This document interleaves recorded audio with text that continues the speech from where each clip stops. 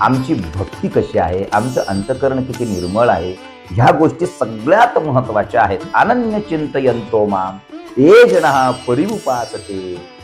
भगवंत गीतेमध्ये अर्जुनाला सांगतात, अनन्य चिंतयंतो माम, अनन्य चिंतन करणारा माझा भक्त पाहिजे.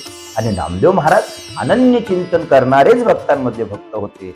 आणि नामदेव महाराजांनी ज्या वेळेस तो नरम काहीतरी बघ, अरे दगडावर डोकं आपटला आणि नरम लागलं म्हणून डोळे उघडून पाहिले तर स्वतःची डोकं सांगितलं, देवा काय एवढा उशीर केला, वडील नाही म्हणून एवढं रागवायचं माझ्यावर. अरे म्हणे नामा आलो ना आता, असू दे काय असेल ते. नामदेव महाराज म्हणे मग खा आता.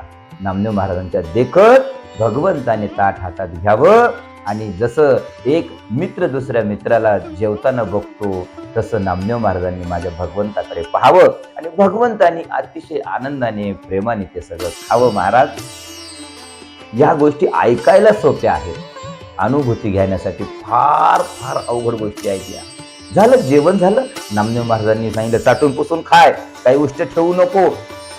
देवाने सांगितलं हो हो काही ठेवणार नाही उष्ट. भगवंत पहिला भक्त असा भेटला होता भगवंताला की ज्याने हक्काने सांगितलं की तू खा, तू खा, अगदी चाटून पुसून खा. आणि महाराज म्हणजे तो थोर भक्तीचा भुकेलाच आहे. त्याला ह्याच गोष्टीची भूक, त्याला अन्नाची भूक नाही, त्याला प्रीतीची भूक आहे, भक्तीची भूक आहे.